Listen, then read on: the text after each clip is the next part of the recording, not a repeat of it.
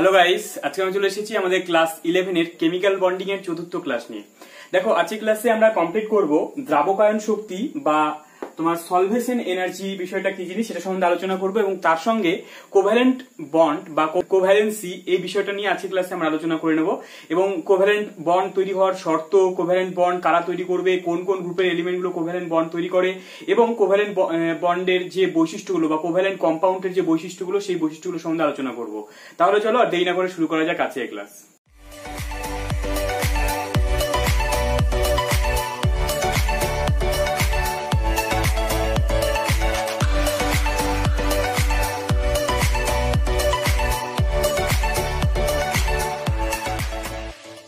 তাহলে চলো স্যার শুরু করা যাক।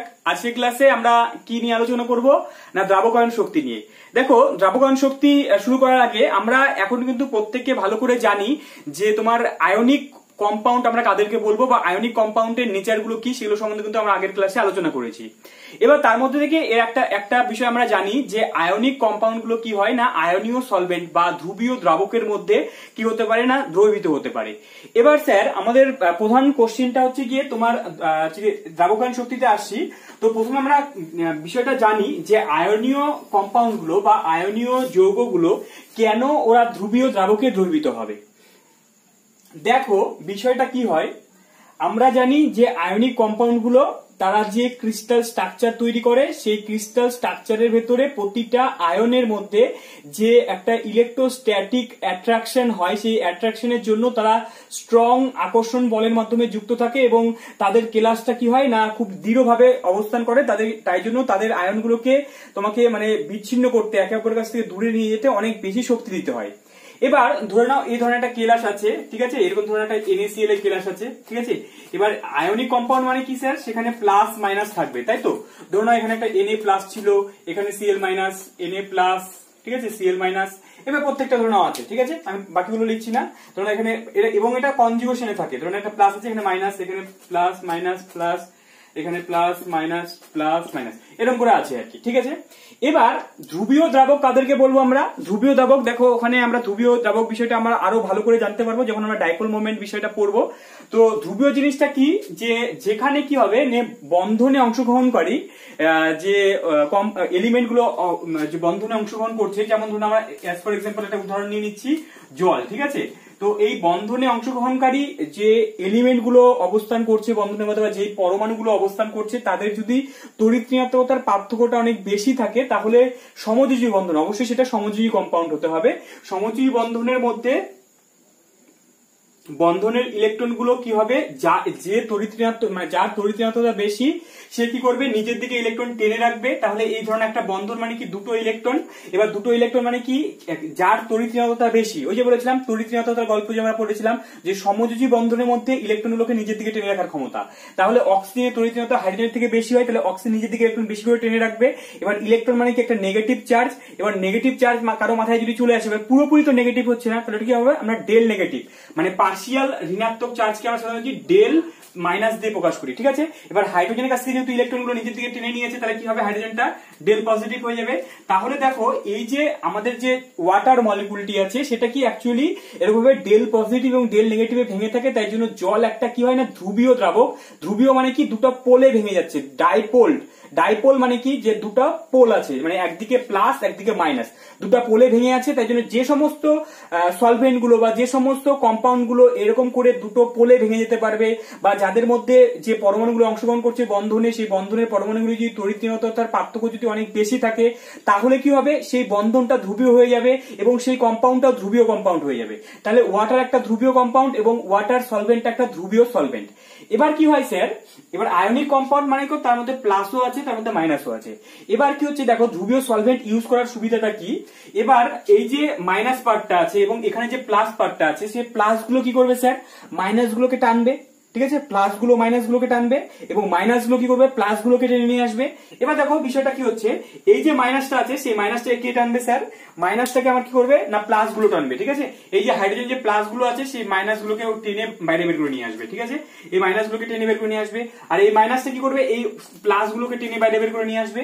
তাহলে এক সময় কি হবে স্যার, যখনই জলের মধ্যে এই আয়নীয় কেলাসটা আমরা যখনই জলের মধ্যে দিয়ে দেবো, তখন দিলে কি হবে, এই কেলাসটার মধ্যে যে আয়ন গুলো আছে, যে তারা স্ট্রং আকর্ষণ বলের মাধ্যমে যুক্ত ছিল, সেই তারা কি করবে, এবার এখান থেকে বিচ্ছিন্ন হয়ে বাইরে বের হয়ে আসতে থাকবে। ঠিক আছে, এবার এই প্লাসটা ধীরে ধীরে কি হবে, এখান থেকে একসময় গিয়ে ভেঙে যাবে, ভেঙে গিয়ে কি হবে, একসময় গিয়ে Na প্লাসটা বাইরে বের হয়ে চলে আসবে, এবং যখনই বাইরে বের হয়ে চলে আসবে সঙ্গে সঙ্গে কি করবে স্যার, এই ওয়াটার মলিকুল, এখানে তো প্রচুর ওয়াটার মলিকুল আছে, এই ওয়াটার মলিকুল গুলো কি করবে স্যার, এই Na প্লাসটাকে একদম পুরো এইভাবে ঘিরে ধরবে। ঠিক আছে, এবার ঘিরে ধরবে, এখন যখন Cl মাইনাসটা বাইরে বের হয়ে আসবে, তখন Cl মাইনাসটা এই ওয়াটার মলিকুল গুলো ঘিরে ধরবে, এবং দেখা গেছে যে এক একটা Na প্লাস কে 6টা ওয়াটার মলিকুল গিয়ে এভাবে কোঅর্ডিনেট বন্ডের মাধ্যমে তাদেরকে ঘিরে ধরে, এবং একটা Cl মাইনাস কে এরকম 6টা জলের মলিকুল গিয়ে এভাবে ঘিরে ধরে, এবং ঘিরে ধরার ফলে কি হচ্ছে গিয়ে, এই যে একটা সলভেন্ট মলিকুল, ঠিক আছে, এটা আমি জল নাই, ধরুন যে কোনো সলভেন্টের ক্ষেত্রে আমরা বলছি যে সলভেন্ট মলিকুলটা আয়নিক কম্পাউন্ডের আয়ন গুলোকে কি করছে না দ্রাবকায়ন করছে। ঠিক আছে, সলভেশন করছে। তো এই যে দ্রাবকায়ন করা, এই ঘটনাটাকে কি হচ্ছে, দ্রাবকায়ন, যখন দ্রাবক মলিকুলটি আয়নীয় কম্পাউন্ডের আয়নগুলোকে দ্রাবকায়ন করবে, মানে দ্রাবক মলিকুলগুলো সেই আয়নটাকে ঘিরে ধরবে, ওই ঘটনাটাকে আমরা বলবো দ্রাবকায়ন। দ্রাবক আয়ন হয়ে গেছে, মানে ওটাকে আয়নটাকে ঘিরে ধরেছে, দ্রাবকায়ন বলবো। এবং এই পদ্ধতির মাধ্যমে ধরে নাও আয়নীয় কম্পাউন্ডের আয়নগুলোকে দ্রাবকায়নের ফলে যে শক্তিটা বাইরে বের হয়ে আসবে সেই শক্তিটাকে আমরা বলবো দ্রাবকায়ন শক্তি। দেখো এই জায়গাটা একটু ইম্পর্টেন্ট, এই জায়গাটা একটু ভালো করে বুঝবে। তাহলে দ্রাবকায়ন শক্তি বিষয়টা কি বুঝতে পারলে, যে দ্রাবকায়ন শক্তি কাকে বললো। দেখো দ্রাবকায়ন শক্তিটা আবার একটু বলি তোমাদেরকে। দ্রাবকায়ন শক্তি আর কিছুই না, যখন কোন একটা আয়নিক কম্পাউন্ডকে কোন একটা সলভেন্টের মধ্যে দেবো। এবার দেওয়া হলে কি হবে স্যার, সলভেন্টের মধ্যে যখনই ওকে দেবো, দেওয়ার সঙ্গে সঙ্গে কি করবে, যে ওই যেহেতু ধ্রুবীয় দ্রাবকের মধ্যে দেবো, ধ্রুবীয় দ্রাবক গুলো কি করবে, ওই আয়নিক কম্পাউন্ড থেকে আয়নগুলোকে টেনে বাইরে বের করে নিয়ে আসবে, করে নিয়ে এসে সেটাকে ঘিরে ধরবে, সুন্দর করে ঘিরে ধরবে। ঠিক আছে, এবার এই ঘিরে ধরার ঘটনাটাকে আমরা কি বলছি, দ্রাবকায়ন। এবং ওই আয়নীয় কম্পাউন্ডটাকে দ্রাবকায়নের ফলে কি হবে, যেহেতু দেখো এই আয়নগুলোকে যখন এটা ঘিরে ধরবে, ঘিরে ধরার ফলে সে কি হবে, একটু বেশি স্টেবিলিটি পাবে, এবং সেই স্টেবিলিটি পেলে আমরা জানি কি, যে যখনই কোনো একটা সিস্টেম সে যখন কোনো তার আগের অবস্থা থেকে বেশি স্টেবিলিটি পেয়ে যায়, স্টেবিলিটি পাওয়ার জন্য কিছু পরিমাণ এনার্জিও বাইরে ছেড়ে দেয়, এবং যে পরিমাণ এনার্জিও বাইরে ছাড়বে সেই এনার্জিটাকে যেহেতু সলভেশনের মাধ্যমে শক্তিটা বাইরে বেরিয়ে আসে, সেই শক্তিটাকে আমরা কি বলবো স্যার, সলভেশন এনার্জি, বা সেটাকে আমরা বলবো দ্রাবকায়ন শক্তি। ঠিক আছে, এবং সেটাকে হাইড্রেশন এনার্জি কখন বলা হবে, যদি সেখানে সলভেন্ট, আমরা যে কোনো সলভেন্ট যদি ব্যবহার করি তাহলে সেটাকে আমরা সলভেশন এনার্জি বলবো। ঠিক আছে, সলভেশন এনার্জি বা দ্রাবকায়ন শক্তি বলবো। কিন্তু সেক্ষেত্রে সলভেন্টটা যদি, দ্রাবকটা যদি জল হয়, তাহলে সেক্ষেত্রে আমরা বলবো কি, হাইড্রেশন এনার্জি। বোঝা গেছে ব্যাপারটা। তাহলে হাইড্রেশন এনার্জি আর সলভেশন এনার্জি বা দ্রাবকায়ন শক্তি আর হাইড্রেশন শক্তির মধ্যে পার্থক্যটা কোথায় স্যার, যদি সলভেন্টটা আমরা জল নিয়ে নিই তাহলে সেটা হাইড্রেশন এনার্জি হয়ে যাবে, আর সলভেন্টটা যদি জল ছাড়া যে কোনো সলভেন্ট হয়, যে কোনো সলভেন্ট মানে কি, সেটা অ্যালকোহল হতে পারে, সেটা তোমার হচ্ছে গিয়ে তোমার অ্যাসিটোন হতে পারে, যে কোনো তোমার হচ্ছে গিয়ে যদি সলভেন্ট হয়, তাহলে সেই সলভেন্টটাকে আমরা বলবো কি, তার ফলে যে শক্তিটা বাইরে বেরিয়ে আসবে সেটাকে আমরা দ্রাবকায়ন শক্তি বলবো। এবার কোশ্চেনটা স্যার আমাদের এখানে এরকম কোশ্চেন আসবে, যে এই যে আয়নীয় কম্পাউন্ড গুলো আছে, সেই আয়নীয় কম্পাউন্ড গুলো কি কখনো অধ্রুবীয় দ্রাবকের মধ্যে দ্রবীভূত হতে পারবে। স্যার কয়েকটা অধ্রুবীয় দ্রাবকের নাম বলো তো দেখি। অধ্রুবীয় দ্রাবক মানে কি, যেখানে বন্ধনে অংশগ্রহণকারী এলিমেন্ট গুলো কি হবে না, তাদের মধ্যে মানে পার্থক্যটা, ঠিক আছে, যে তার নিট যে পার্থক্যটা, মানে কোন রকম ইলেকট্রনের যদি কোনো দিকে ফ্লো না হয়, তাহলে সেই সলভেন্ট গুলোকে, মানে বন্ধনটা যদি ধ্রুবীয় না হয়, তাহলে সেটাকে আমরা নন পোলার সলভেন্ট বলি। অ্যাজ ফর এক্সাম্পল একটা নন পোলার সলভেন্টের নাম বলতে পারবে, যেমন বেনজিন। ঠিক আছে, বেনজিনের মধ্যে কারা অবস্থান করে স্যার, দেখি বেনজিনের সংকেত কার মনে আছে। ঠিক আছে, এইভাবে CH CH, ঠিক আছে, CH CH CH CH CH, তাহলে 3 3 6, এখানে ডাবল বন্ড, এখানে ডাবল বন্ড, এখানে ডাবল, একটা বেনজিন, তাই তো। এবারে বেনজিনটাকে আমরা এইভাবে শর্টকাটে আঁকাবো, এইভাবে, তাই তো। বেনজিন সঙ্গে আমাদের পড়তে হবে অর্গানিক কেমিস্ট্রির মধ্যে। তাহলে বেনজিনের মধ্যে দেখো প্রত্যেকটা কার্বন কি হচ্ছে, প্রত্যেকটা কার্বন, এবং এ যত পরিমাণ ইলেকট্রন টানবে, এ তো সেম পরিমাণ ইলেকট্রন টানবে, তাহলে প্রত্যেকটা প্রতিসম অবস্থায় আছে, তাই জন্য এদের মধ্যে কোনো রকম নির্দিষ্ট ডাইপোল মোমেন্ট থাকে না, তাই জন্য এটা একটা অধ্রুবীয় দ্রাবক। যেমন একরকম ভাবে CCl4 এর ক্ষেত্রে সংকটটা কি হয় স্যার, ক্লোরিন এবং কার্বনের মধ্যে তড়িৎ ঋণাত্মকতা পার্থক্য আছে, এটা ঠিক কথা, কিন্তু এক্ষেত্রে কি যদি আমরা বলি কার্বন টেট্রাক্লোরাইডের যে স্ট্রাকচারটা সেটা টেট্রাহাইড্রাল স্ট্রাকচার হয় চতুর্থ, যেমন মিথেনের মতো। এবার কি হয় স্যার, এই যে ক্লোরিন এখানে বসে আছে, কার্বনটা মাঝখানে আছে, এবার ক্লোরিন এদিকে টানছে, এই ক্লোরিনটা এদিকে টানছে, এবার এই যে ক্লোরিনটা এদিকে টানছে, এ টানছে এদিকে টানছে, তাহলে এবার এক্ষেত্রে নিট যে ইলেকট্রনের যে লব্ধিটা, এই ইলেকট্রন পুরো মানে এই ক্লোরিনটা পুরোপুরি উপরের দিকে টানছে, এরা এভাবে 190 ডিগ্রি অ্যাঙ্গেল করে তারা নিচের দিকে টানছে। তাহলে এইভাবে টানার ফলে কি হচ্ছে, লব্ধি ইলেকট্রনের সরণটা মানে যে নেট মানে যে মূল যে ইলেকট্রনের সরণটা কিন্তু কোনো দিকেই হয় না। তো তাই জন্য কার্বন টেট্রাক্লোরাইডের মধ্যে যেহেতু ইলেকট্রনের সরণটা যেহেতু কোনো দিকেই হয় না, আলটিমেটলি বন্ধন ইলেকট্রনগুলো ওই ফিক্সড জায়গাতেই থেকে যায়, তাই জন্য যেহেতু এই বন্ধনগুলো ধ্রুবীয় হতে পারে না, তাই জন্য কার্বন টেট্রাক্লোরাইড, যার মধ্যে তোমার ক্লোরিন এবং তোমার হচ্ছে কি কার্বনের মধ্যে তোমার তড়িৎহীনতার পার্থক্য আছে, তো যদিও তাদের মধ্যে ইলেকট্রনের নির্দিষ্ট কোনো সরণ হয় না, তাই জন্য কার্বন টেট্রাক্লোরাইডও কিন্তু একটা অধ্রুবীয় দ্রাবক, ঠিক আছে, অধ্রুবীয় দ্রাবক। এবং এই অধ্রুবীয় দ্রাবকগুলোর মধ্যে কখনো কি আয়নীয় কম্পাউন্ডগুলো দ্রবীভূত হতে পারবে না? স্যার, আয়নীয় কম্পাউন্ডগুলো দ্রবীভূত হতে পারবে না। কেন? কেননা এদের মধ্যে তো কোনো পোলার পার্ট নেই। পোলার পার্ট না থাকলে এই আয়নগুলোকে টেনে বাইরে বের করে নিয়ে আসবে কি করে, ঠিক আছে। তাছাড়াও এখানে আরেকটা কারণ আছে, যেটা হচ্ছে কারণটা মূল কারণ, যেটা আমরা ব্যাখ্যা করব। দেখো এবার হচ্ছে গিয়ে এখানে আরেকটা জিনিস একটু বলে রাখি তোমাদেরকে, ভেরি ভেরি ইম্পর্টেন্ট একটা জিনিস, যে কোনো একটা সলভেন্ট তার ধ্রুবায়তা মানে তার শক্তি, কোন একটা আয়নীয় কম্পাউন্ড কত তাড়াতাড়ি ওই সলভেন্টের মধ্যে দ্রবীভূত হতে পারবে, কি বললাম স্যার, কোন একটা আয়নীয় কম্পাউন্ড মানে কি, সেটা NaCl KCl, সেই আয়নীয় কম্পাউন্ডটা কত তাড়াতাড়ি ওই সলভেন্টটার মধ্যে দ্রবীভূত হতে পারবে সেটা আমরা বুঝতে পারবো সলভেন্টটার পোলারিটির উপরে, ঠিক আছে। এবার ওই সলভেন্টটা পোলারিটি বা সলভেন্টটার সলভেশন এনার্জি কতটা বেশি হবে সেটা আমরা কিভাবে বের করতে পারবো স্যার?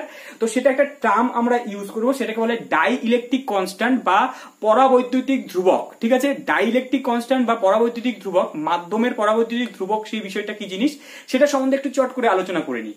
দেখো এই বিষয়টা কি জিনিস, যে যখন কোন একটা আয়ন মানে ধরো দুটো আয়ন আছে, সেই আয়নের মধ্যে তোমার আকর্ষণ বা বিকর্ষণ বল কাজ করতে পারে।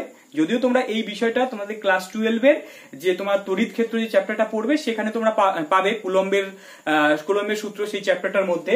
তো দেখো কি হয়, যখন এই একটা ধরো প্লাস আধান আছে, এখানে একটা মাইনাস আধান আছে, এবার এই প্লাস এবং মাইনাস আধানের মধ্যে একটা আকর্ষণ বল কাজ করবে।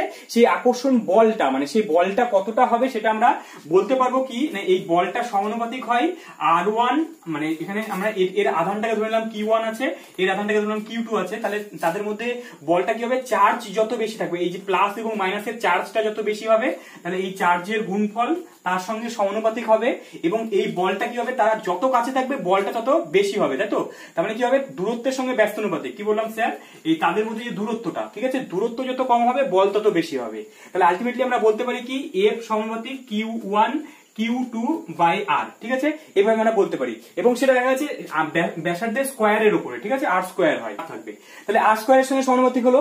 এবং এই যে সমানুপাতিকটা যদি তুলি, তাহলে এখান থেকে একটা কি আছে, ধ্রুবক আসবে, ঠিক আছে। এবং দেখা গেছে সেটা নির্দিষ্ট ধ্রুবক আসে, যেটা তোমার মানটা আসে হচ্ছে 1/4πε। আমি পুরোপুরি জিনিসটা লিখছি না, তো এখান থেকে আমরা ধরে নিলাম সেই ধ্রুবকটা 1/k ধরে নিলাম, ঠিক আছে, 1/k into Q1 Q2 R square ধরলাম, ঠিক আছে। এবার স্যার আমাদের এই যে কেটা, ঠিক আছে, এই যে কেটা পাওয়া গেল বা তোমার সমানুপাতিক ধ্রুবকটা পাওয়া গেল, সেই ধ্রুবকটাকে আমরা বলবো পরাবৈদ্যুতিক ধ্রুবক বা সেটাকে বলে ডাই ইলেকট্রিক কনস্ট্যান্ট, ঠিক আছে। কি বললাম স্যার, এই কেটাকে কি বলবো, চলো লিখে নাও, এটাকে কি বলে, এটাকে বলা হচ্ছে কি তোমার die electric constant, die electric constant, ঠিক আছে,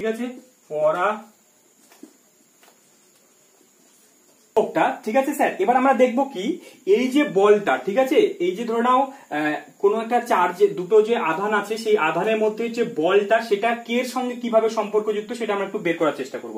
এটুকু জিনিস তো আমরা বুঝতে পেরে গেছি, ঠিক আছে। এবার ধরে নাও আমরা এখান থেকে লিখছি, তাহলে আমরা কি পেলাম স্যার, আমরা পেলাম F সমান 1/k into K1 Q2 R square, ঠিক আছে, এটা পেলাম। এবার ধরে নিলাম যে তাদের মধ্যে দূরত্বটা, এই যে ধরো NaCl কেলাসের ক্ষেত্রে Na+ এবং Cl- এর মধ্যে দূরত্বটা তো ফিক্সডই থাকবে, তাই ধরলাম Rটা আমার ধ্রুবক আছে, ঠিক আছে। তাহলে এবার আমরা কি করতে পারি, Kটাকে এখানে নিয়ে আসি, Fটাকে এখানে নিয়ে আসি, তাহলে আমরা K এবং F এর মধ্যে, তাদের মধ্যে বলটার সঙ্গে K এর কি সম্পর্ক সেটা আমরা বের করার চেষ্টা করছি, ঠিক আছে। তাহলে 1/ এখানে F আসলো into Q1 Q2 by R square, এটা আমরা লিখলাম। এবার দেখো তোমরা যদি বলো, দেখো Rটা যদি কনস্ট্যান্ট থাকে, এটা যদি কনস্ট্যান্ট থাকে, এবার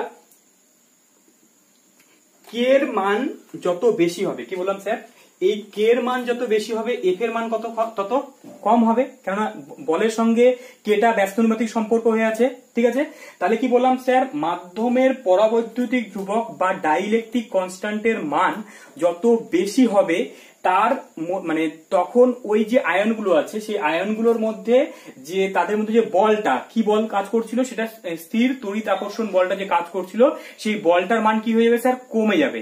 এবার বলটা যত কমে যাবে তাহলে কি হবে, আয়নগুলো তত মানে দুর্বল আকর্ষণ বল দ্বারা কি করবে না আবদ্ধ থাকবে, তাহলে সহজেই বন্ধনটা ভেঙে দেওয়া যাবে, সহজেই ওরা বাইরে বের হয়ে আসবে ক্লাস থেকে বাইরে বের এসে ওই দ্রাবকের মধ্যে দ্রবীভূত হয়ে যেতে পারবে।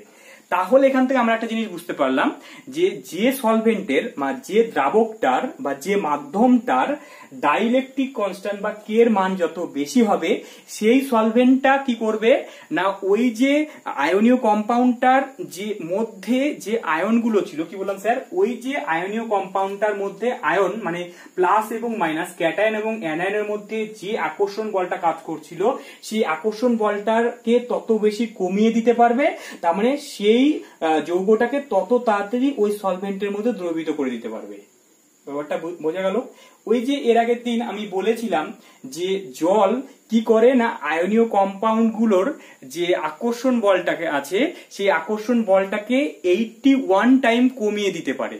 তার মানে কি স্যার, তার মানে হচ্ছে কি, এই যে আমরা যে জল জল করে চিৎকার করছি আর কি, যে জল এত ভালো সলভেন্ট কেন, জল এত ভালো ধ্রুবীয় সলভেন্ট কেন, কেননা জলের ডাইইলেকট্রিক কনস্ট্যান্ট বাকি যে ধ্রুবীয় দ্রাবকগুলো আছে তাদের থেকে সব থেকে বেশি হয়, এবং সেই জলের যে ডাইইলেকট্রিক কনস্ট্যান্ট বা সেই কে এর মানটা কত হয় স্যার, 81 হয়। ঠিক আছে, তাহলে কি বললাম, এবং সেটা যদি জল আর একটা ধ্রুবীয় সলভেন্ট হচ্ছে তোমার ইথানল C2H5OH ইথানল, বা সেটাকে যদি পুরোপুরি সংকেত লিখি তাহলে হবে CH3CH2OH। এই যে ইথানল আছে সেই ইথানলের ডাইইলেকট্রিক কনস্ট্যান্টের মান হয় কত স্যার, এটা হয় তোমার 27। ঠিক আছে, এবং যদি বলা হয় মিথানল একটা ধ্রুবীয় দ্রাবক। ঠিক আছে, মিথানল কেন ধ্রুবীয় দ্রাবক স্যার, কারণ মিথানলটাকে তুমি লিখতে পারো এইভাবে যে CO বন্ড H, তাহলে অক্সিজেন এবং হাইড্রোজেনের মধ্যে একটা ধ্রুবীয় বন্ড আছে, কার্বন এবং অক্সিজেনের মধ্যে ধ্রুবীয় বন্ড আছে, তাই জন্য এটা ধ্রুবীয় সলভেন্ট। এবং মিথানলের যে তোমার ডাইইলেকট্রিক কনস্ট্যান্ট আছে সেটার মান হয় তোমার 35। ঠিক আছে, এবং একই রকম ভাবে তোমার ইথার, ঠিক আছে, ইথার তোমার হচ্ছে অ্যাসিটোন CH3COCH3, এটাও একটা ধ্রুবীয় সলভেন্ট। অ্যাসিটোন দ্রাবক, যেটা নেল পলিশ রিমুভার হিসেবে ব্যবহার করা হয় অ্যাসিটোন। তো সেই ধ্রুবীয় দ্রাবক এর ক্ষেত্রে তোমার ডাইইলেকট্রিক কনস্ট্যান্টের মান কত হয় স্যার, এর ক্ষেত্রে তোমার 21 হয়। এবং তোমার হচ্ছে কি একই রকম ভাবে ইথার গুলো, ঠিক আছে, যে ইথার গুলো ধরে নাও ডাইমিথাইল ইথার বা ডাইইথাইল ইথার, সেই ইথার গুলোর ক্ষেত্রে তোমার কি হয় না 4.1, এরকম ডাইইলেকট্রিক কনস্ট্যান্টের মান 4.1 হয়। তাহলে বলো তো দেখি, সব থেকে এই যে এখানে আমি কতগুলো সলভেন্ট লিখলাম, জল লিখলাম, ঠিক আছে, এখানে আমি জল লিখেছি, এখানে আমি ইথানল লিখেছি, এখানে আমি মিথানল লিখেছি, এখানে অ্যাসিটোন, তারপরে এখানে ইথার, এই সলভেন্ট গুলোর মধ্যে সব থেকে ভালো সলভেন্ট কোনটা হবে স্যার, অবশ্যই জল হবে। কেন, জল কি করে না 81, মানে জলের ডাইইলেকট্রিক কনস্ট্যান্টের মান যেহেতু 81 হয়, তাই জন্য ও কি করে না তোমার এই যে আয়নীয় কম্পাউন্ডের মধ্যে যে বলগুলো আছে সেই বলগুলোকে কি অনেকটা কমিয়ে দিতে পারে, মানে তাদের মধ্যে এই বলটাকে অনেকটা উইক করে দিতে পারে। তাই জন্য জলের মধ্যে সহজেই এই কম্পাউন্ডগুলো কি করতে পারে, বা আয়নীয় কম্পাউন্ডগুলো কি করতে পারে না সহজেই দ্রবীভূত হয়ে যেতে পারে। এই বিষয়টা স্যার ক্লিয়ার হয়ে গেছে? ঠিক আছে স্যার, এবার এই জায়গাটা আরেকটু ভালো করে আসবো, আমরা আরেকটু ক্লিয়ার করব যে আমাদের কাছে আমরা দুটো টার্ম এখন পেলাম। একটাকে আমরা পেলাম হচ্ছে সলভেশন এনার্জি বা হাইড্রেশন এনার্জি। ঠিক আছে, সলভেশন এনার্জি হাইড্রেশন এনার্জি ব্যাপারটা আমরা বুঝতে পেরে গেছি। তো সেই সলভেশন এনার্জি যেহেতু আমরা জল ইউজ করব, তাই জন্য আমরা ইউজ করব হাইড্রেশন এনার্জি এবং ল্যাটিস এনার্জি। ঠিক আছে, এবার কোনো একটা আয়নীয় কম্পাউন্ডকে ধরুন আমি তার মানে কি জলের মধ্যে কি যে কোনো আয়নীয় কম্পাউন্ড দিলেই কি সেটা দ্রবীভূত হয়ে যেতে পারবে? ঠিক আছে, সেই বিষয়টা আমাদেরকে কিভাবে আমরা ক্লিয়ার করবো বা কি করে বুঝতে পারবো যে কোন আয়নীয় কম্পাউন্ড গুলো জলের মধ্যে দ্রবীভূত হতে পারবে বা কোন আয়নীয় কম্পাউন্ড গুলো সহজেই জলের মধ্যে দ্রবীভূত হতে পারবে, সেটা আমরা কি করে বুঝতে পারবো।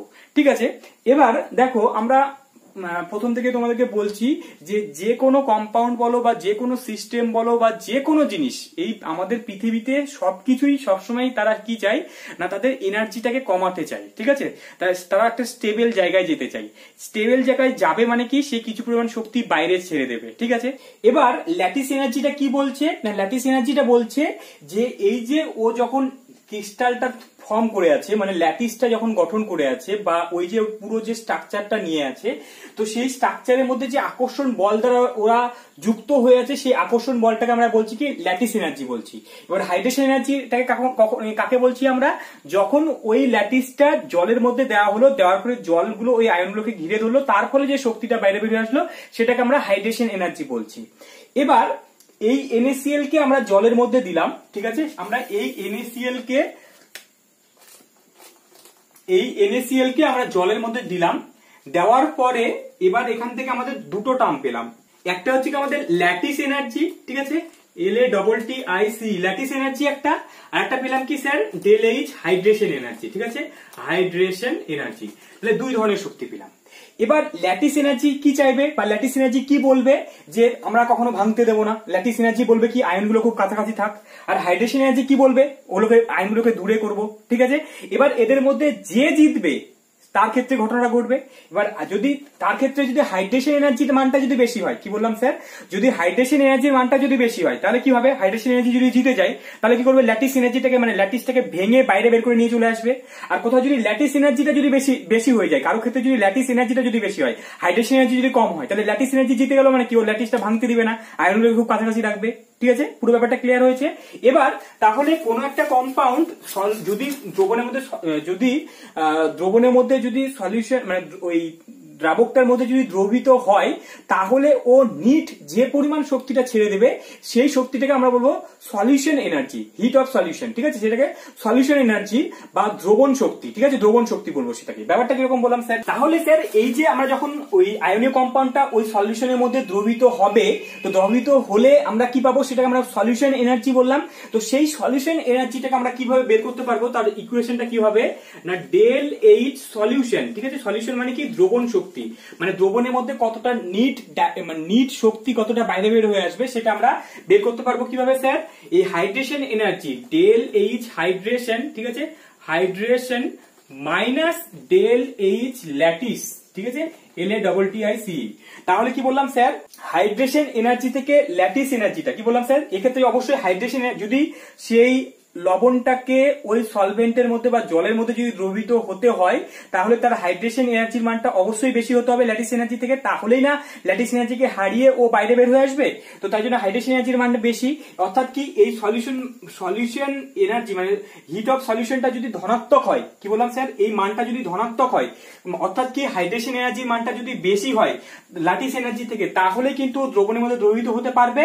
আর যদি সেক্ষেত্রে যদি এই হাইড্রেশন এনার্জির মানটা যদি কম হয়ে যায়, তাহলে এক্ষুনি বলেছি কিন্তু সেটা যে হাইড্রেশন এনার্জির মান যদি কম হয়ে যায়, মানে ল্যাটিস এনার্জি যদি দিতে যায়, ল্যাটিস এনার্জি সবসময় কি চাইবে, যে কণাগুলোকে কাছাকাছি রাখতে, তাহলে ল্যাটিস এনার্জি যার ক্ষেত্রে বেশি হবে সে কিন্তু দ্রবণের মধ্যে দ্রবীত হতে পারবে না। অর্থাৎ কি এই হিট অফ সলিউশন যদি সেটা নেগেটিভ চলে আসে, অর্থাৎ কি ল্যাটিস এনার্জির মানটা যদি বেশি হয়ে যায়, তাহলে কিন্তু তোমার সেই আয়নীয় কম্পাউন্ডটা কিন্তু ওখানে দ্রবীত হতে পারবে না, ঠিক আছে। অ্যাজ ফর এক্সাম্পল ধরে নাও, আমরা এখান থেকে একটা উদাহরণ নিয়ে নিচ্ছি, যেমন ধরে নাও তোমার হচ্ছে গিয়ে ক্যালসিয়াম ফ্লোরাইড CaF2 এবং বলা হলো CaCl2।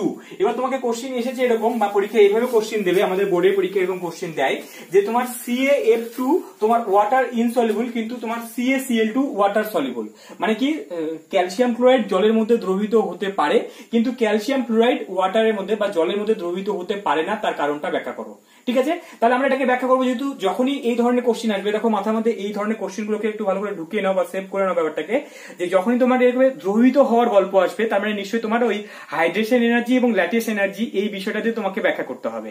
দেখো তাহলে আমরা কি বললাম স্যার, এ জলের মধ্যে দ্রবীত হয় না, ঠিক আছে, জলের মধ্যে দ্রবীত হয় না, দ্রবীত হয় না, আর এটা হয়, ঠিক আছে। এবার তাহলে কি হবে, নিশ্চয়ই তাহলে আমরা দেখে নিই এই ল্যাটিস এনার্জি এবং এই ল্যাটিস এনার্জির মধ্যে আমরা প্রথমে তুলনা করে নিই, ঠিক আছে।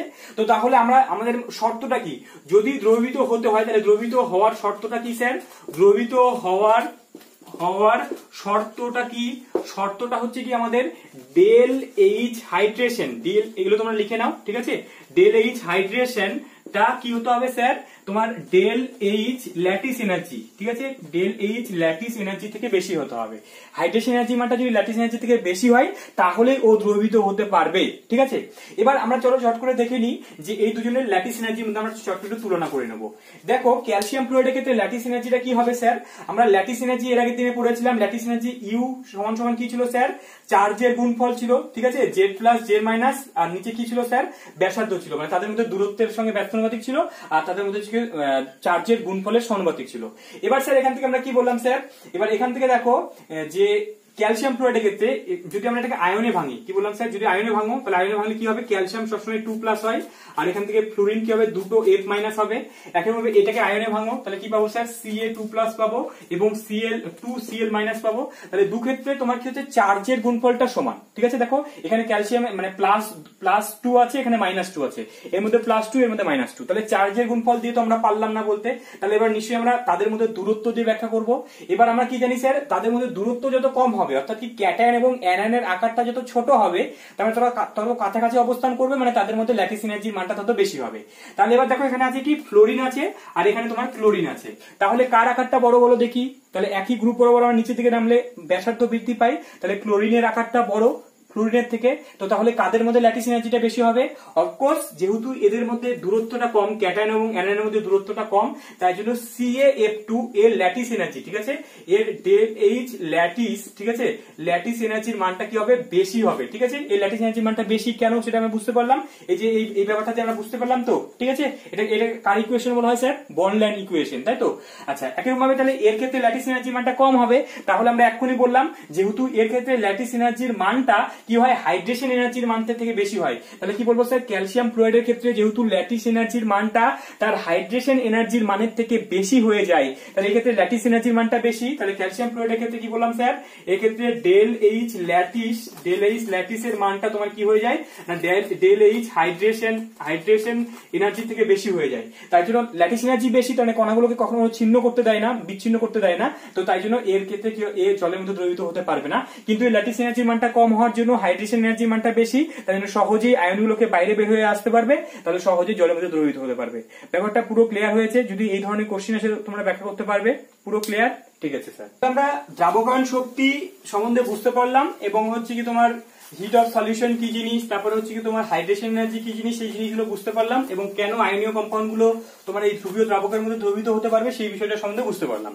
এবার আমাদের আয়নীয় কম্পাউন্ডের বিষয়টা আমরা কিছুক্ষণের জন্য স্টপ করে দেবো, যদিও আমাদের এখান থেকে ফাজান্সের সূত্রটা পড়তে হবে। তো ফাজান্সের সূত্রটা কি বলেছিলাম স্যার, ফাজান্সের সূত্রের সাহায্যে কি বলা যায়, ফাজান্সের সূত্রের সাহায্যে আয়নীয় কম্পাউন্ডগুলোর মধ্যে কতটা সমযোজী চরিত্র চলে আসে সেটা আমরা ব্যাখ্যা করতে পারি ফাজান্সের সূত্রের সাহায্যে, এবং যেটা ভেরি ভেরি ইম্পর্টেন্ট একটা রুলস। তো সেই রুলসটা সম্বন্ধে আমরা পরবর্তীতে পড়বো, তার আগে চট করে আমরা সমযোজী কম্পাউন্ড সম্বন্ধে একটু আলোচনা করে নিই, কেননা সেখানে সমযোজী চরিত্র কি জিনিস, সমযোজী কম্পাউন্ড কি জিনিস সেটা সম্বন্ধে একটু আলোচনা করা দরকার আমাদের। তাই জন্য এবার আমরা প্রথমে সমযোজী যৌগগুলো কি বা সমযোজী যৌগগুলোর শর্ত কি, কারা সমযোজী কম্পাউন্ড তৈরি করতে পারবে সেই বিষয়টা সম্বন্ধে একটু আলোচনা করে নেব। তারপরের ক্লাস থেকে আমরা ফাজান্সের সূত্রগুলো ব্যাখ্যা করবো এবং পরবর্তীতে ধীরে ধীরে আমাদের ওই যে বিভিন্ন ধরনের যে থিওরিজ অফ কোভ্যালেন্সি, অর্থাৎ কি বিভিন্ন ধরনের যে বন্ধন তৈরি করার জন্য কোভ্যালেন্ট বন্ড তৈরি করার জন্য যে বিভিন্ন ধরনের শর্তগুলো ছিল বা থিওরিজ গুলো ছিল, সেই থিওরিগুলো আমরা পরবর্তীতে আলোচনা করব ধীরে ধীরে। দেখো তাহলে আমরা প্রথমে তাহলে পড়ে নেবো কি আজকে না, তোমার সমযোজ্যতা কি জিনিস, তারপরে আমরা পড়বো হচ্ছে সমযোজী বন্ধন কাকে বলে, ঠিক আছে। তাহলে আমরা পড়বো হচ্ছে কোভ্যালেন্ট, ঠিক আছে, কোভ্যালেন্ট বন্ড, ঠিক আছে, কোভ্যালেন্ট বন্ড বা হচ্ছে আমরা পড়বো স্যার এই সমযোজী বন্ধনটার কনসেপ্টটা কিভাবে আসলো বা কেন সমযোজী বন্ধনের কনসেপ্ট আমাদের প্রয়োজন পড়লো। দেখো আমরা তো বেশ আয়নীয় কম্পাউন্ডের বা আয়নিক বন্ড কিভাবে তৈরি হয়, কেন আয়নিক বন্ডগুলো তৈরি হচ্ছিল সেটা সম্বন্ধে তো আমরা এক্সপ্লেন করতে পারলাম। যেমন ধরে নাও সেখানে একটা ধাতু ছিল এবং একটা অধাতু ছিল, যেহেতু ধাতুগুলি সহজে ইলেকট্রন ছেড়ে দিয়ে তারা নিকটবর্তী তোমার নোবেল গ্যাসের ইলেকট্রনিক কনফিগারেশন লাভ করে, তাই জন্য ধাতুগুলো ইলেকট্রন ছেড়ে দেয়, আর অধাতুগুলি সেই ইলেকট্রনগুলোকে গ্রহণের মাধ্যমে তারা নিকটবর্তী নিষ্ক্রিয় গ্যাসের কনফিগারেশন লাভ করে এবং তার ফলে তারা একটা বন্ধনে আবদ্ধ হয়, ঠিক আছে। কিন্তু স্যার কোভ্যালেন্সি বা কোভ্যালেন্ট বন্ধনের গল্পটা কিভাবে আসলো, দেখো দেখো আমরা যখন ধরে নাও, সেটা তো আমরা তাহলে কি বললাম স্যার, আয়নিক বন্ড তৈরি হতে গেলে কি হবে, একটাকে ধাতু হতে হবে এবং একটাকে অধাতু হতে হবে, বা একজনের ইলেকট্রন ছাড়ার টেন্ডেন্সি থাকতে হবে এবং একজনের ইলেকট্রন গ্রহণ করার টেন্ডেন্সি থাকতে হবে।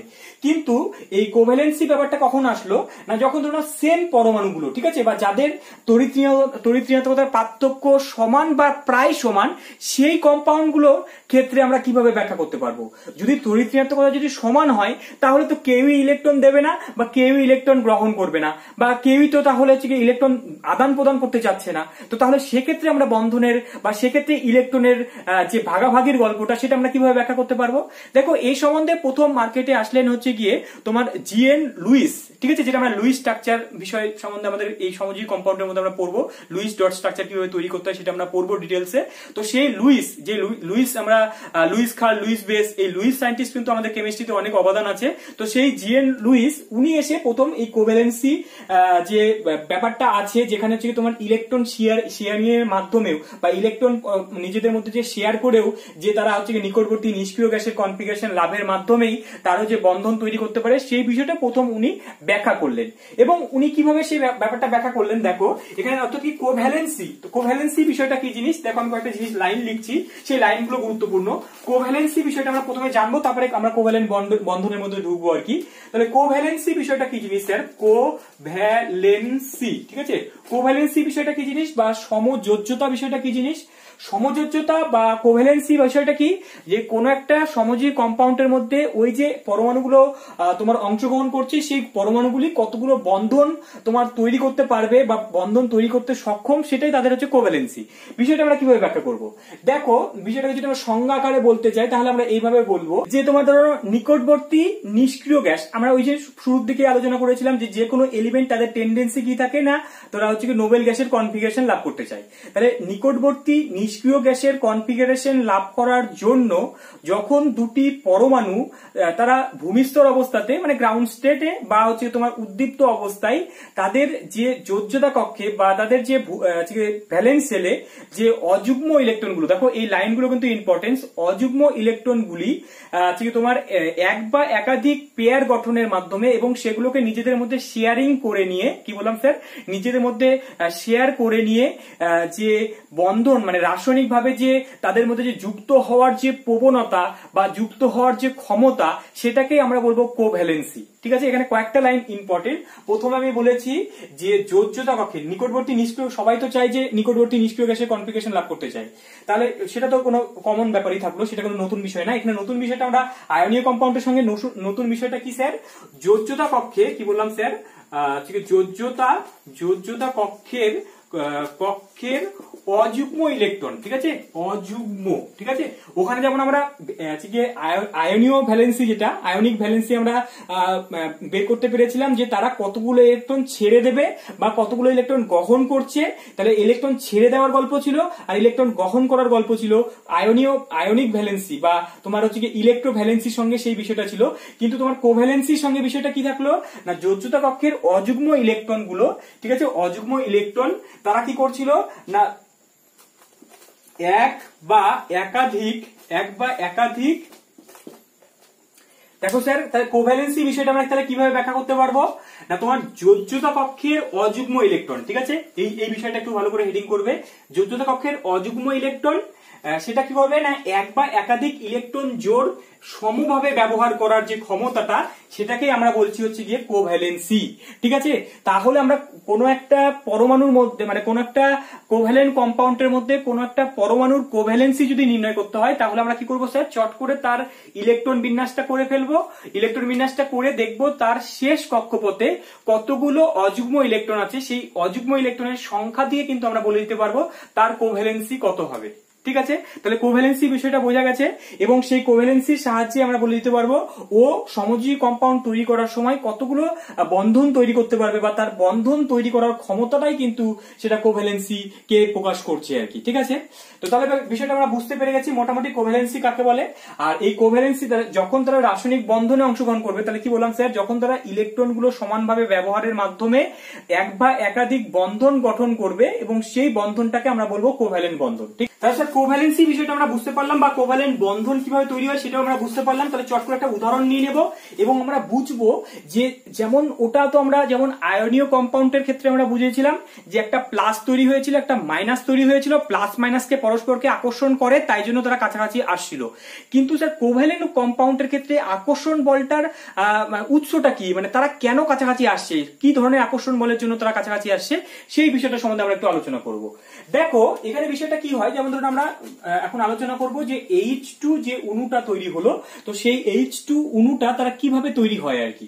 দেখো বিষয়টা কিরকম না, এটা এখানে বলা হলো কি যে তাদের মধ্যে যে কাছাকাছি আসার গল্পটা, যখন ওরা H পরমাণু অবস্থায় ছিল, এই যে H পরমাণু অবস্থায় আছে, তাহলে আমরা যদি হাইড্রোজেনের যদি ইলেকট্রন বিন্যাস করি স্যার, তাহলে হাইড্রোজেনের ইলেকট্রন বিন্যাস করলে 1s1 হবে, অর্থাৎ কি এর মধ্যে একটা ইলেকট্রন আছে, ঠিক আছে, একইভাবে এই হাইড্রোজেনের ভেতরেও একটা ইলেকট্রন আছে, ঠিক আছে।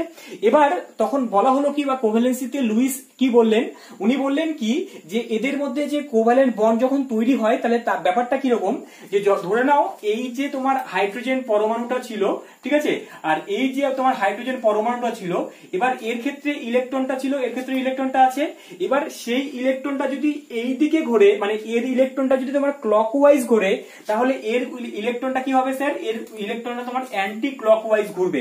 অর্থাৎ কি যখন তারা বন্ধনে তোমার অংশগ্রহণ করছে, অর্থাৎ কি যে তারা দুটো ইলেকট্রন পেয়ার গঠন করছে, পেয়ার গঠন করার মাধ্যমে দুজনে যে শেয়ার করবে, তো শেয়ার করার সময় কি হবে না, এই যে একটা পরমাণু তার যে ইলেকট্রনের যে স্পিনটা, আর এই যে পরমাণু তার যে ইলেকট্রনের যে স্পিনটা, সেটা কিন্তু তোমার বিপরীতমুখী হতে হবে। এবং বিপরীতমুখী হলে কি হবে স্যার, এর যে ঘূর্ণনের ফলে যে একটা ম্যাগনেটিক ফিল্ড তৈরি হবে, এবং এর যে ঘূর্ণনের ফলে যে একটা ম্যাগনেটিক ফিল্ড তৈরি হবে, তো সেই ম্যাগনেটিক ফিল্ড কি হবে, তারা পরস্পরকে আকর্ষণ করবে, এবং সেই আকর্ষণের মাধ্যমে তারা একে অপরের কাছাকাছি আসবে এবং এসে বন্ধন গঠনে অংশগ্রহণ করবে। বিষয়টা বোঝা গেল? তাহলে অবশ্যই এই যে দুটো সমযোজী কম্পাউন্ড আছে, তাহলে সেই সমযোজী কম্পাউন্ডকে যখন বন্ধনে অংশগ্রহণ করতে হবে, তখন কিন্তু তাদের স্পিনটা বিপরীতমুখী হতে হবে।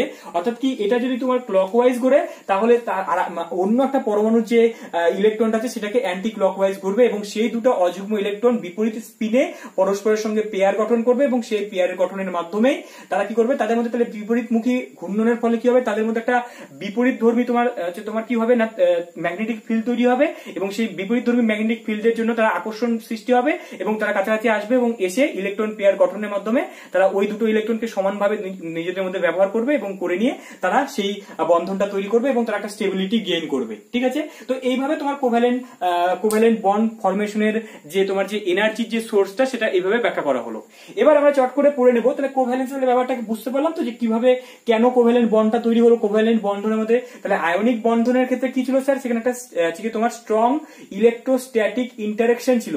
আর এক্ষেত্রে স্যার কি হলো না, দুটো ইলেকট্রনের বিপরীতধর্মী ঘূর্ণনের ফলে তাদের মধ্যে যে বিপরীতধর্মী যে ম্যাগনেটিক ফিল্ড তৈরি হয়েছিল, সেই ম্যাগনেটিক ফিল্ডের মধ্যে যে আকর্ষণ বলটা তৈরি হয়েছিল, সেই আকর্ষণ বলের মাধ্যমে তারা কিন্তু পরস্পরের সঙ্গে যুক্ত হচ্ছে। ঠিক আছে, আচ্ছা এবার স্যার আমরা চট করে দেখে নেব যে সমযোজী অণুগুলো যে তৈরি হচ্ছে তাদের প্রকারভেদ, মানে কত ধরনের তোমার সমযোজী যৌগ তৈরি হতে পারে। ঠিক আছে, দেখো আমরা কিন্তু আয়নীয় কম্পাউন্ডে কিন্তু এই ধরনের প্রকারভেদ করিনি। ঠিক আছে, দেখো আমরা কি বললাম স্যার, যে তোমার সমযোজী যে অণুগুলো তৈরি হবে, সেই সমযোজী অণুকে আমরা দুই ভাগে ভাগ করব। ঠিক আছে, সমযোজী অণুকে আমরা দুই ভাগে ভাগ করব।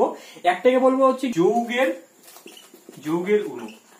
স্যার বিষয়টা কি জিনিস, ব্যাপারটা ভালো করে বুঝতে পারলাম না, চলো বুঝিয়ে দিচ্ছি, কোনো সমস্যা নেই। এটাকে আমরা বলবো স্যার, ইংলিশে বলবো স্যার কোভ্যালেন্ট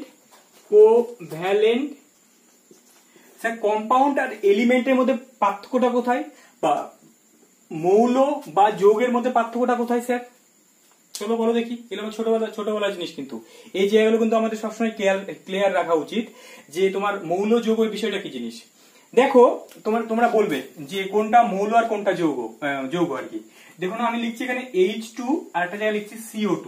বলো দেখি এর মধ্যে কোনটা মৌল আর কোনটা যৌগ। দেখো যখন কোনো তোমার মলিকুল বা কোনো অণুর মধ্যে যখন দুটো পরমাণুই সেম হবে, বা সবগুলো পরমাণু যখন সেম হবে, তখন সেটাকে আমরা বলবো হচ্ছে গিয়ে তোমার মৌল। ঠিক আছে, যেমন তোমার হাইড্রোজেন, অক্সিজেন, যেটি পরমাণু বলো বা তোমার অণু বলো, দুটোই কিন্তু তোমার হচ্ছে মৌল। ঠিক আছে, মৌল মানে সেখানে সবগুলো একই ধরনের থাকবে। আর কম্পাউন্ড মানে যৌগ কাদেরকে বলবো, যখন ভ্যারাইটিস অফ মানে তোমার ভিন্ন ভিন্ন পরমাণু অংশগ্রহণ করবে তখন সেটাকে আমরা কি বলবো না স্যার যৌগ বলবো। ঠিক আছে, তাহলে হাইড্রোজেন বা H2 বা O2 বা হচ্ছে কি তোমার N2 এগুলো হচ্ছে তোমার মৌল, আর CO2 বা হচ্ছে তোমার CH4 বা তোমার হচ্ছে গিয়ে তোমার NH3 এগুলো প্রত্যেকটা কি হয়ে গেল স্যার, এগুলো একটা যৌগ হয়ে গেল। ঠিক আছে, এগুলো একটা যৌগ হয়ে গেল।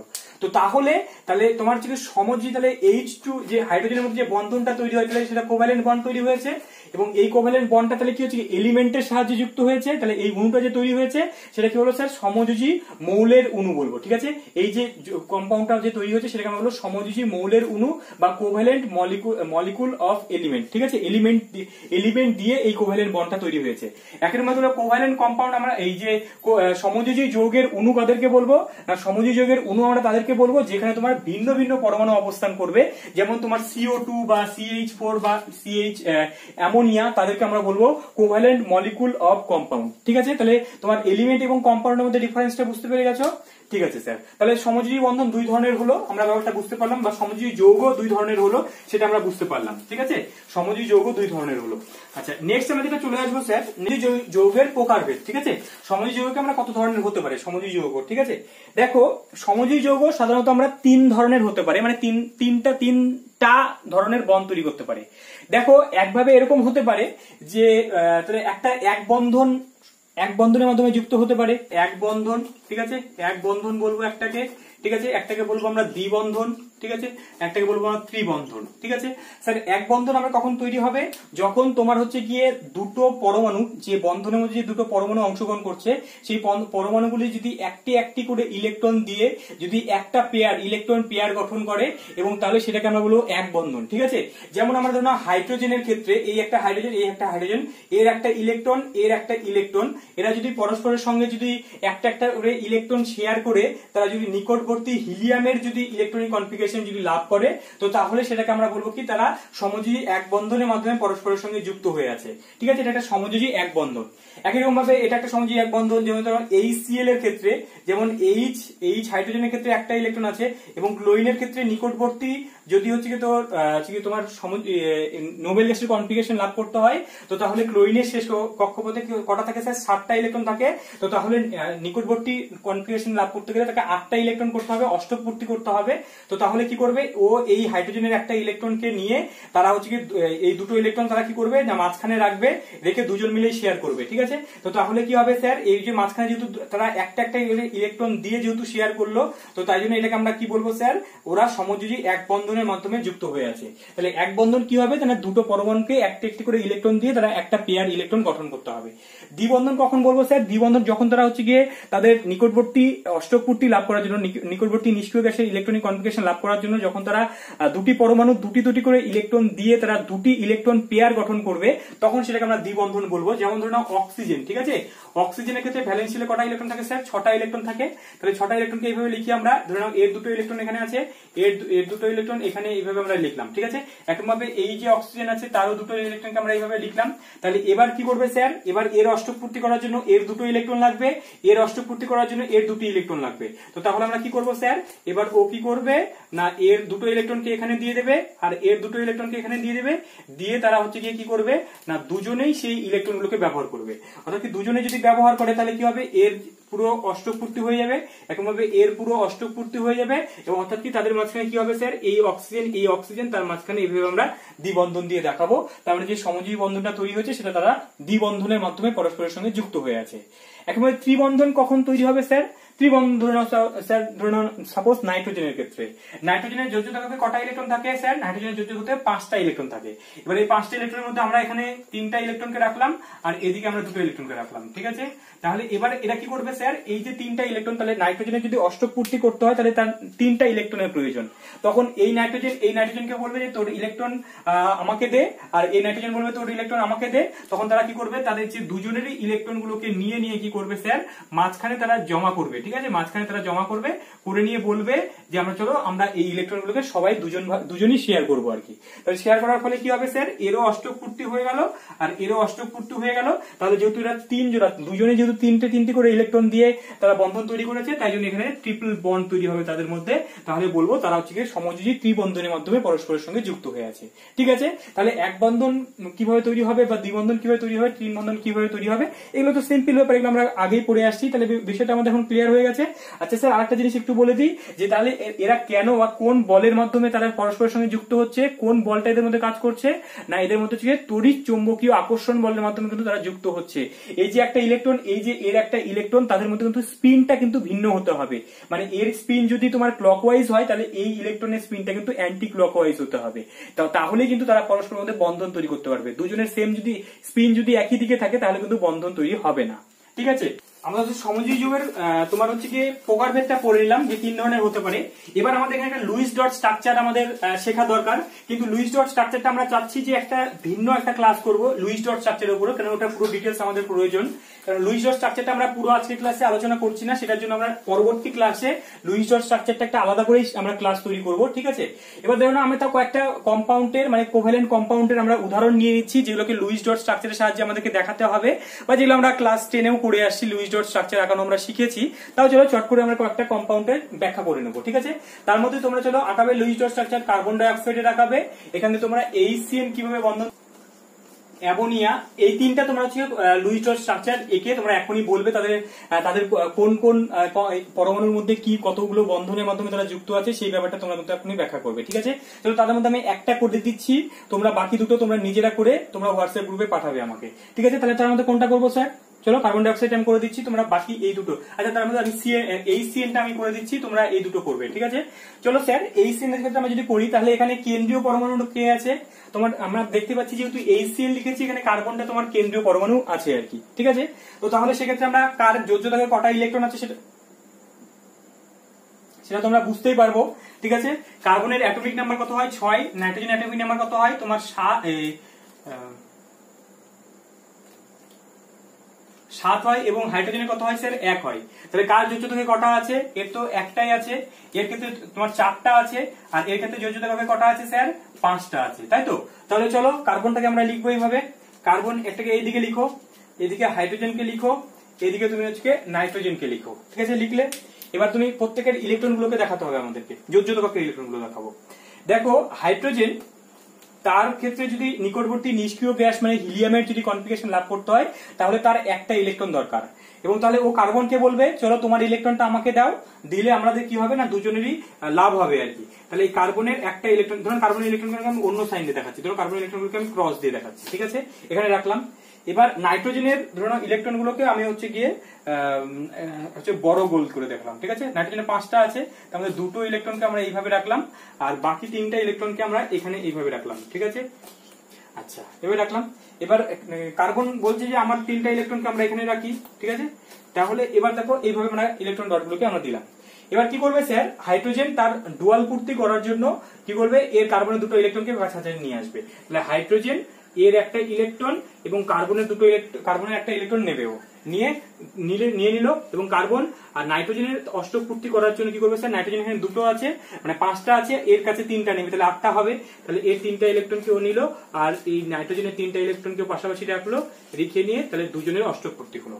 এবং ওরা কি করে স্যার, এই যে তাদের যে যোজ্যতা কক্ষের ইলেকট্রন গুলো ছিল, সেই ইলেকট্রন গুলো তারা মাঝামাঝি তাদের মাঝখানে রাখে, এবং রেখে দুজনই সেটাকে শেয়ার করে আর কি। ঠিক আছে, ব্যাপারটা এরকম হয় যে মানে এই কার্বনের যেহেতু যোজ্যতা কক্ষের 4টা ইলেকট্রন ছিল, এবার ও কি করবে, কোনো সময় এর 3টা ইলেকট্রন ওর কার্বনের কাছে আসবে, বা এই কার্বনের 3টা ইলেকট্রন নাইট্রোজেনের কাছে যাবে, বা হচ্ছে তোমার এর একটা ইলেকট্রন মানে কার্বনের একটা ইলেকট্রন হাইড্রোজেনকে দেবে, বা হাইড্রোজেন একটা ইলেকট্রন ওরা ইউজ করবে, মানে এইভাবে অল টাইম এভাবে ঘুরতেই থাকবে। ঠিক আছে, তাদের অরবিটাল গুলোর মধ্যে ইলেকট্রন গুলো অল টাইম ঘুরতেই থাকবে।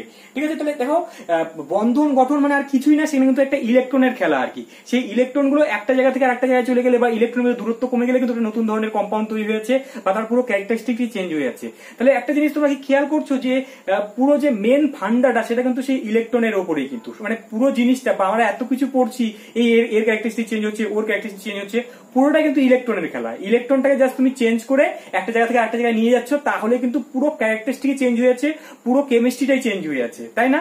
তো তাই জন্য দেখো এর ইলেকট্রন গুলোকে ওরা সমানভাবে শেয়ার করছে। তো তারপরে যেহেতু এর মাঝখানে একটা ইলেকট্রন শেয়ার করেছে, তাহলে হাইড্রোজেনের সঙ্গে ও একটা বন্ধন তৈরি করেছে, আর এর সঙ্গে যেহেতু তিনটা ইলেকট্রন শেয়ার করেছে, তাহলে ট্রিপল বন্ধনের মাধ্যমে তারা যুক্ত হয়েছে। তাহলে এই সিএন এর যে স্ট্রাকচারটা তাহলে কিন্তু এরকম হবে, ঠিক আছে। তাহলে লুইস স্ট্রাকচারটা আমরা এইভাবে আঁকাতে পারলাম। তাহলে তোমরা অ্যামোনিয়া স্ট্রাকচারটা আঁকাতে পারবে বা তোমার কার্বন ডাইঅক্সাইড স্ট্রাকচারটা আঁকাতে পারবে। চলো তোমরা এগুলো আঁকিয়ে নিয়ে আমাকে হোয়াটসঅ্যাপ গ্রুপে সেন্ড করবে, ঠিক আছে। তাহলে কোভ্যালেন্ট কম্পাউন্ড আমরা এইভাবে আঁকতে পারলাম। এবার চলো চট করে দেখে নিই কোভ্যালেন্ট কম্পাউন্ড তৈরি করার শর্তগুলো কি কি। কোভ্যালেন্ট কম্পাউন্ড যে তৈরি করব তার শর্তগুলো কি কি, কোভ্যালেন্ট কম্পাউন্ড তৈরি করতে গেলে শর্ত কি কি থাকতে হবে আমাদের, ঠিক আছে। তাহলে কোভ্যালেন্ট কম্পাউন্ড তৈরি করার জন্য শর্তগুলো কি কি, ঠিক আছে। তো স্যার তাহলে কোভ্যালেন্ট কম্পাউন্ড তৈরি করার জন্য, ঠিক আছে, কোভ্যালেন্ট কম্পাউন্ড তৈরি করার জন্য আমাদেরকে এই 5টা শর্ত যদি পালন করে সেই পরমাণুগুলো, তাহলে তারা কোভ্যালেন্ট বন্ধন তৈরি করতে পারবে। তাহলে প্রথম যে পয়েন্টটা সেটা হচ্ছে যোজক ইলেকট্রনের সংখ্যা, ঠিক আছে। এবার স্যার যোজক ইলেকট্রন সংখ্যা জন্য সাধারণত তাদের যোজ্যতা কক্ষে যদি 5টা ইলেকট্রন মানে 5টা অযুগ্ম ইলেকট্রন বা 4টা 5টা বা 6টা বা 7টা যদি যোজক ইলেকট্রন থাকে, কি কি বললাম স্যার, তাহলে যোজ্যতা কক্ষে যদি 4টা বা যদি তোমার 5টা বা যদি 6টা বা 7টা, ঠিক আছে, এই যোজক ইলেকট্রন সম্পূর্ণ পরমাণুগুলি সাধারণত তারা কোভ্যালেন্ট কম্পাউন্ড তৈরি করার জন্য রেডি হয় আর কি। তাহলে কোভ্যালেন্ট কম্পাউন্ড তৈরি করার জন্য যোজ্যতা কক্ষে 4টা ইলেকট্রন বা 5টা ইলেকট্রন বা 6টা ইলেকট্রন বা 7টা ইলেকট্রন থাকতে হবে। এবং এই যোজ্যতা কক্ষে ইলেকট্রন গুলো কাদের মধ্যে থাকে, সাধারণত আমরা পিরিয়ডিক টেবিলের যে তোমার সাধারণত অধাতু কম্পাউন্ড গুলো বা অধাতব কম্পাউন্ড গুলো বা যাদের তোমার তড়িৎ-ঋণাত্মকতা তুলনামূলক বেশি, সেই সমস্ত কম্পাউন্ড গুলো কি করে না তোমার কোভ্যালেন্ট কম্পাউন্ড তৈরি করে, ঠিক আছে। যেমন তাহলে হচ্ছে কি, যেমন যোজ্যতা কক্ষের মানে কোন কোন গ্রুপের মধ্যে এই কম্পাউন্ড গুলো দেখা যায়, যেমন ধরো না তোমার গ্রুপ 14, ঠিক আছে, গ্রুপ 15, গ্রুপ 16 এবং গ্রুপ 17, এই মৌলগুলো সাধারণত কোভ্যালেন্ট কম্পাউন্ড তৈরি করে, ঠিক আছে। তাহলে গ্রুপ 14 মধ্যে কারা কারা আছে, কার্বন, সিলিকন, ঠিক আছে, কার্বন, সিলিকন। তারপরে হচ্ছে গ্রুপ 15 মধ্যে নাইট্রোজেন, ফসফরাস। তারপরে তোমার হচ্ছে গিয়ে গ্রুপ 16 মধ্যে অক্সিজেন, সালফার।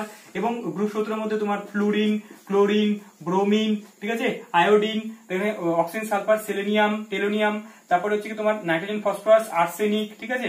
তারপরে হচ্ছে কার্বন, সিলিকন, জার্মেনিয়াম।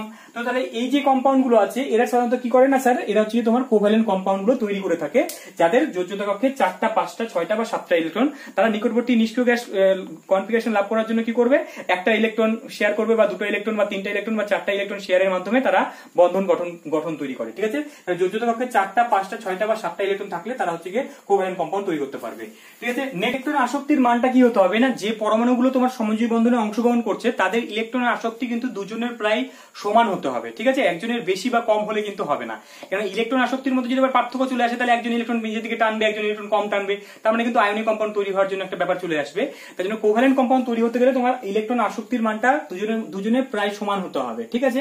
আচ্ছা, ইলেকট্রোনেগেটিভিটি ব্যাপারটা খুব ইম্পর্টেন্ট, যে ইলেকট্রোনেগেটিভিটি বা তড়িৎ ঋণাত্মকতার পার্থক্যটা কি হতে হবে স্যার, দুজনের মধ্যে কিন্তু বারবার করে বলছি যে কোভ্যালেন্ট কম্পাউন্ড তৈরি হতে গেলে তোমার হচ্ছে গিয়ে তোমার তড়িৎ ঋণাত্মকতার পার্থক্যটা কিন্তু একদম প্রায় সমান হতে হবে বা সমান হতে হবে। তাহলে মোস্ট অফ কেসে কোভ্যালেন্ট কম্পাউন্ড তৈরি করতে গেলে আমরা দেখবো যে তাদের মধ্যে যে তড়িৎ ঋণাত্মকতার পার্থক্য সেটা সমান বা একটু ফারাক দেখা যাবে আর কি, ঠিক আছে, প্রায় সমান হতে হবে, তাহলেই কিন্তু তারা কোভ্যালেন্ট কম্পাউন্ড তৈরি করবে, না হলে কিন্তু কোভ্যালেন্ট কম্পাউন্ড থেকে কিন্তু আয়নীয় কম্পাউন্ডের দিকে শিফট হয়ে যাবে। তারপরে নেক্সট চলে আসবো স্যার আইপি বা আয়নেশন পটেনশিয়াল বা তোমার আয়নন বিভব, ঠিক আছে। আয়নন বিভবের বিষয়টা কিরকম হবে না, তোমার আয়নন বিভবের ক্ষেত্রে কি হবে স্যার, ওই একই রকম ভাবে দুজনের কিন্তু আয়নন বিভবের পার্থক্যটা কিন্তু মানে দুজনের সমান হতে হবে, আয়নন বিভবটা কিন্তু দুজনের প্রায় সমান হতে হবে। কেন, কেননা আয়নন বিভব যদি একজনের বেশি একজনের যদি কম হয়, তো তাহলে আবার ওই যে ইলেকট্রনের আবার একটা শেয়ারিং এর ব্যাপার চলে আসবে, মানে কি কেউ একজন বেশি টানবে একজন কম টানবে, তাহলে কিন্তু ব্যাপারটা অন্যরকম হয়ে যাবে। কারণ আয়নন বিভব মানে কি, আয়নন বিভব মানে তার ইলেকট্রনটাকে বের করতে হবে আর কি। এবার কারো যদি আয়নন বিভবের মান যদি কম হয়, তাহলে কি করবে, ও ইলেকট্রন শেয়ার করার জায়গায় কি করবে, ইলেকট্রনটা পুরোপুরি দিয়ে দেবে ওকে। তো তাই জন্য যে দুটো পরমাণু বন্ধনের মধ্যে অংশগ্রহণ করছে, একজনের আয়নন বিভব মানে দুজনের আয়নন বিভবই সমান হতে হবে এবং সেই আয়নন বিভবের মানটা কিন্তু উচ্চ হতে হবে, ঠিক আছে, উচ্চ হতে হবে। কেন, যাতে ইলেকট্রন যারা না ছাড়ে সেদিকে যদি খেয়াল রাখতে হবে। যদি আয়নন বিভব যদি অনেক বেশি হয়ে যায়, তাহলে তো ওরা কখনো ইলেকট্রন ছাড়বে না, কখনো যে একবারে কাউকে দিয়ে দেবে না আর কি, তার থেকে কি করবে, দুজন মিলে শেয়ার করবে, ঠিক আছে। তাই জন্য আয়নন বিভবের মানটা সমান হতে হবে এবং সেই মানটা উচ্চ হতে হতে হবে, তাহলেই কিন্তু তারা কি করবে না কোভ্যালেন্ট কম্পাউন্ড তৈরি করবে। এখন আমরা নেক্সট চলে আসবো নিউক্লিয়ার চার্জ এবং নিউক্লিয়াস দুটির মধ্যে দূরত্ব। ঠিক আছে স্যার, নিউক্লিয়ার চার্জ কি হবে স্যার, যেমন যেহেতু আমরা দেখলাম যে 15, 14, 15, 16 যাদের নিউক্লিয়ার চার্জটা তুলনামূলক কিন্তু বেশি হয় আর কি, মানে তাহলে কি বললাম স্যার, তাহলে তাদের যদি কোভ্যালেন্ট কম্পাউন্ড তৈরি করতে হয় তাহলে ওই দুটো পরমাণু নিউক্লিয়ার চার্জের মানটা তুলনামূলক বেশি হতে হবে এবং তাদের মধ্যে দূরত্বটা কি হতে হবে স্যার, কম হতে হবে। ঠিক আছে, দেখো যখন কোভ্যালেন্ট কম্পাউন্ডটা তৈরি হয় আর কি, এটা এরকম একটা মতবাদ আছে বা এরকম একটা ধারণা আছে, আমরা এইভাবে নিই আর কি ব্যাপারটাকে, যে যখন তারা ইলেকট্রনটা শেয়ার করছে, ইলেকট্রনটা শেয়ার করার সময় তারা কি করে, যে তাদের যে বন্ধনটা তৈরি হচ্ছে, বন্ধনের তৈরি হওয়ার সময় ইলেকট্রন পেয়ার গুলো মাঝখানে রেখে দেয়। ঠিক আছে, এবার মাঝখানে রেখে দেয় এবং সেই ইলেকট্রন গুলোকে ওরা দুজন মিলে শেয়ার করে। ঠিক আছে, এবার মানে কখনো সেই ইলেকট্রনটা এই পরমাণুর দিকে চলে যাবে, কখনো এই ইলেকট্রনটা এই পরমাণুর দিকে চলে যাবে, মানে ইলেকট্রন গুলো কিন্তু মানে বন্ধনের ইলেকট্রন গুলোর বেশিরভাগটা কোথায় অবস্থান করবে না, দুটি পরমাণুর মাঝখানে অবস্থান করবে। এবার সেই দুটো ইলেকট্রন গুলোকে মানে সেই ইলেকট্রন পেয়ার গুলোকে এই পরমাণুটি এবং এই পরমাণুটি দুজনের মধ্যে আকর্ষণ করে রাখবে। এবার যদি তাদের মধ্যে যে নিউক্লিয়ার চার্জটা যদি বেশি না হয়, তো তাহলে কি হবে, সেই ইলেকট্রন গুলো তারা দুজন সমানভাবে টেনে রাখতে পারবে না, বা তাদের মধ্যে যদি দূরত্বটা যদি কম না হয়, তো তাহলে কি হবে, ইলেকট্রন গুলোকে তারা প্রবলভাবে আকর্ষণ করতে পারবে না, তাহলে কিন্তু তারা কোভ্যালেন্ট কম্পাউন্ডটা অত বেশি স্ট্রং হবে না বা কোভ্যালেন্ট বন্ধনটা তৈরি করতে পারবে না। তাহলে কোভ্যালেন্ট কম্পাউন্ড তৈরি করার আরেকটা শর্ত বললাম কি, যে তাদের নিউক্লিয়ার চার্জের মানটা তুলনামূলক বেশি হতে হবে এবং তাদের মধ্যে দূরত্বটাও তুলনামূলক কিন্তু কম হতে হবে।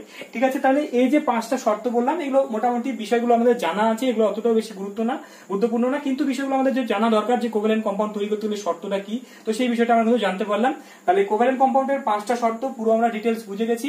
তো আমরা আজকের ক্লাসটা আমরা এখানেই শেষ করছি। আমরা পরবর্তী ক্লাসে কোভ্যালেন্ট কম্পাউন্ডের যে বৈশিষ্ট্যগুলো ভেরি ভেরি ইম্পর্টেন্ট, সেই বৈশিষ্ট্যগুলো সম্বন্ধে আলোচনা করবো এবং আয়নীয় কম্পাউন্ড এবং কোভ্যালেন্ট কম্পাউন্ডের যে পার্থক্যটা কোথায়, সেই পার্থক্যগুলো নিয়ে আলোচনা করবো এবং লুইস ডট স্ট্রাকচার কিভাবে তৈরি করতে হয় সেই বিষয়টা সম্বন্ধে আলোচনা করবো। ঠিক আছে, তো তাহলে আজকে তোমাদের যে কোশ্চেনগুলো তোমরা করবে আর কি, বা যেগুলো কোশ্চেন তোমরা কমেন্ট করবে, সেই বিষয়গুলো তোমাদেরকে বলে দিচ্ছি।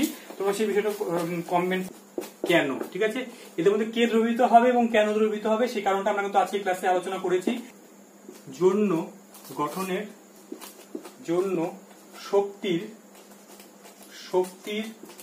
উৎস কি, ঠিক আছে, কোন বল দ্বারা তারা পরস্পর সঙ্গে যুক্ত থাকে বা তাদের মধ্যে যে বন্ধনটা তৈরি হওয়ার জন্য যে শক্তিটা প্রয়োজন, সেই শক্তিটা উৎসটা কি, ঠিক আছে, কোন ধরনের শক্তির জন্য বা তারা কোন আকর্ষণ বলের মাধ্যমে পরস্পর সঙ্গে যুক্ত হয় সেই বিষয়টা তোমরা এখানে একটি আয়নীয় যৌগ